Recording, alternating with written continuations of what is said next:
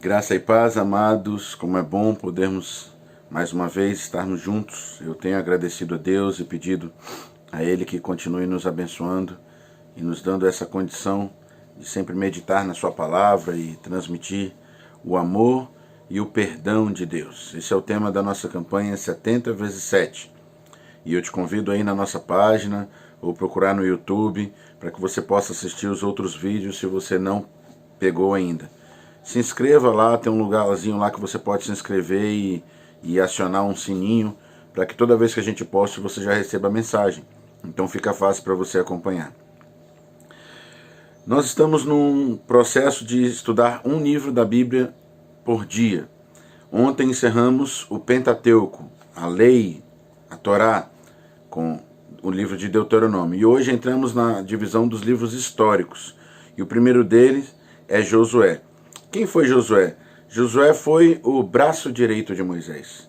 Josué foi alguém que a sua vida inteira entendeu o caminho que o Senhor tinha traçado para Israel e se posicionou do lado certo.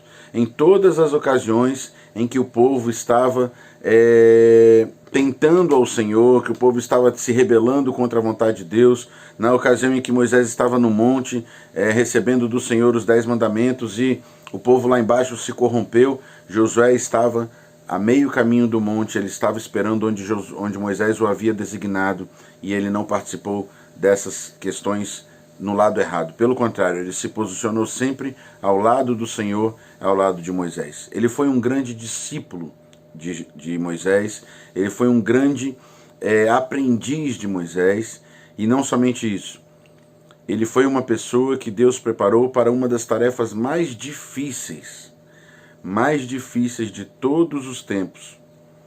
Como assim, pastor? Meus queridos, Moisés fez o impossível. Aos olhos humanos, não havia condição de alguém libertar o povo de Israel, o povo hebreu, do Egito. O Egito era a nação mais poderosa, mais fortemente armada, mais preparada para a guerra. O Egito possuía ciência, estratégia, a medicina era avançada, eles possuíam riquezas absurdas e eles conseguiam cada vez mais produzir mais armamentos. E Moisés conseguiu libertar o povo, porque o Senhor libertou o povo, Moisés foi o instrumento dele. Agora, pense comigo, Moisés fez o impossível e Josué agora deveria substituir Moisés diante do povo. Se algo já era impossível aos olhos do povo e alguém foi lá e fez porque Deus estava com ele, imagina o quão mais difícil seria, na visão de Josué, na visão do povo, que alguém pudesse substituir Moisés. Mas o fato é que Moisés estava morto e Josué se viu diante de uma situação assim absurdamente grande e ele se sentiu muito pequeno, e ele era muito pequeno. Nós somos pequenos. É pela força do Senhor, não é pela nossa força. Por isso, esse livro ele vai contar a trajetória do povo de quando entra em Canaã, e os livros históricos vão narrar toda a história de formação do povo judeu, né, do povo de Israel.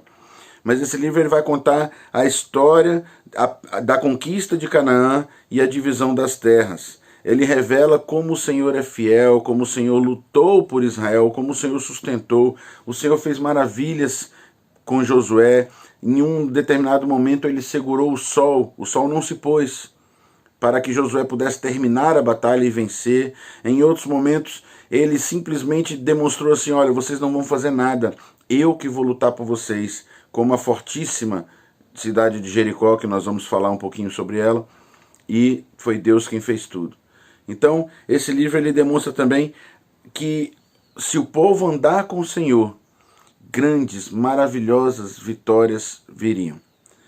E virão sempre. Mas se o povo se afastar do Senhor, a derrota é iminente. Josué ganhou uma batalha maravilhosa contra Jericó. E eles não fizeram nada. De luta, eles não fizeram nada. Eles tão somente obedeceram ao Senhor. Rodearam a cidade por 6 dias uma vez, rodearam a cidade no 7º dia 7 vezes, e ao final gritaram como o Senhor havia ordenado, e as muralhas da cidade caíram sobre a cidade, e eles entraram simplesmente na cidade para consumar a conquista, mas já estava determinado pelo Senhor. E essa cidade era grande, era forte. Mas logo depois veio uma cidade pequenininha chamada Ai. E que cidade que doeu nas costas de Josué? Porque a cidade, ela era tão pequena que o próprio povo disse assim para Josué, não precisa ir todo mundo para não cansar o povo. E aí, eu acho que talvez o orgulho, a vaidade, eu não sei, entrou no coração deles, porque afinal de contas eles foram, só que havia pecado no meio do povo. Havia alguém que havia desobedecido, porque Deus disse assim, a vitória de Josué, de Jericó é minha, então ninguém vai pegar nada da cidade. E Acã havia pegado algo. E aí o povo perdeu, e o povo sofreu derrota humilhante para uma cidade minúscula, para um povo minúsculo. E Josué então se coloca novamente numa situação muito difícil, porque ele fala, Senhor, agora todos os povos vão se levantar contra nós, porque eles estavam com terror do teu nome, que livrou o povo do Egito, que caminhou com Moisés em vitória durante 40 anos, que agora venceu Jericó e agora nós caímos. E Deus diz a Josué algo que eu quero dizer para você. Olha, se você proceder bem, como ele disse também para Caim lá no Novo Testamento, lá no livro de Gênesis, se você proceder bem, eu serei contigo, mas tem pecado no meio do povo. Santifica o povo, porque eu vou passar no terceiro dia. Santifica o povo, prepara o povo para a minha presença. Com pecado escondido, a sua vida, o seu povo, as guerras que nós lutamos não serão vencidas. Precisamos trabalhar, precisamos tratar, mesmo que doa, precisamos mexer na ferida. É preciso que você reconheça, é preciso que você peça perdão, é preciso que o pecado seja tratado como pecado. O pecado não é uma semente para você enterrar ele e esquecer dele, porque sementes brotam. O pecado é algo para ser combatido, é algo para ser confessado diante do Senhor, para que possamos ser perdoados.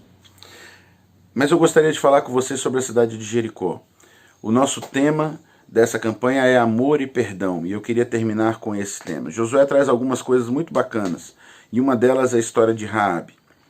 A cidade de Jericó era tão grande, e a muralha da cidade era tão grande, alguns estudiosos chegam a dizer que ela tinha 6 metros de largura, a muralha de fora. Ela tinha 2 muralhas. Ela tinha uma muralha dentro da cidade, que ela protegia principalmente o centro ali, né, onde provavelmente ficava o rei e tal, e ela tinha uma muralha externa imensa. Ela era tão grande essa muralha que Raabe, que era uma prostituta, ela morava na muralha, em cima da muralha. Ela fez a sua casa em cima da muralha. Imagina o tamanho dessa muralha. Ali ficava fácil, né, para elas com as suas atividades ilícitas pudessem receber pessoas que sairiam da casa dela sem ser vistos. Mas o fato é que quando os espias, Josué mandou 2 espias para a cidade, para olhar e tal, o Senhor ainda não havia dado a ele nenhuma estratégia, e ele vai, e ele quer conhecer um pouco mais sobre o que eles vão encontrar lá, e ele manda esses espias. De repente esses espias foram descobertos, e começaram a caçar, a perseguir, a procurar esses espiões.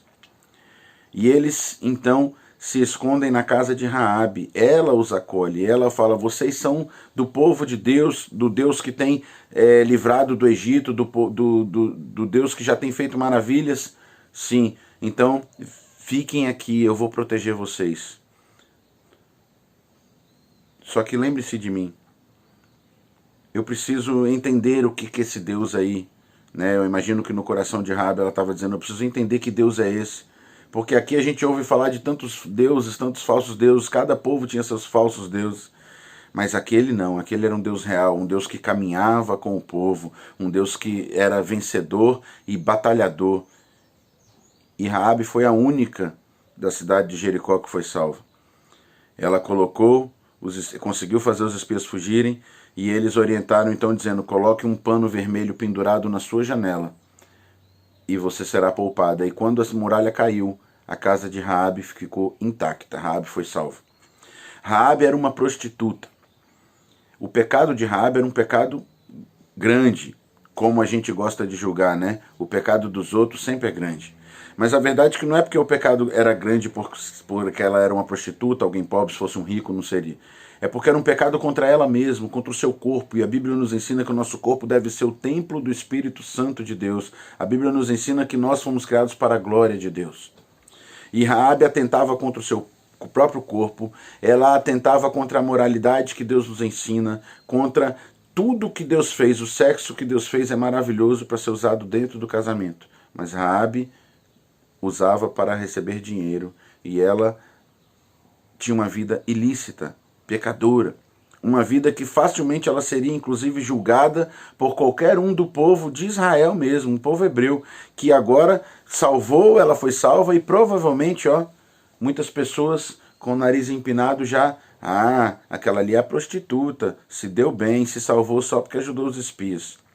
Mas eu quero te ensinar, essa manhã, eu quero te ensinar que você aprenda de uma vez por todas o Evangelho de Deus, a vinda de Jesus, o nosso Cristo. Ele é amor e perdão.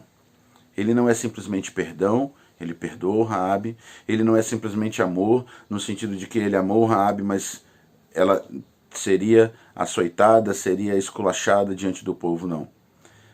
Deus engrandeceu a Raabe. Aos olhos de Deus, Raabe agora era alguém que valia a pena entrar para a genealogia do próprio Jesus. Você imagina que Jesus tem um antepassado, um antecedente de Jesus, um antepassado de Jesus era uma prostituta? Não, não era uma prostituta, era Raabe. Raabe não era mais uma prostituta, ela foi alguém que entendeu que era melhor seguir a Deus, ela foi alguém que entendeu que valia a pena honrar esse Deus, que valia a pena ficar do lado correto, que valia a pena lutar pelo lado correto, e Deus honrou Raabe. E Deus transformou Raabe numa mulher casada, Deus transformou Raabe numa mulher com filhos, e Deus transformou Raabe numa mulher que fez parte da genealogia de Jesus Cristo. Ela entrou para a história e ela jamais será esquecida. Que Deus faça grandes coisas na sua vida. Não importa o seu passado, não importa o que fizeram com você, importa, como diz os filósofos, aquilo que você vai fazer com o que fizeram com você. E eu quero mudar essa frase. Importa o que Deus vai fazer com você a partir de hoje. Você é bênção, você pode ser grande aos olhos do Senhor. É isso que importa. Que Deus nos abençoe. Amém.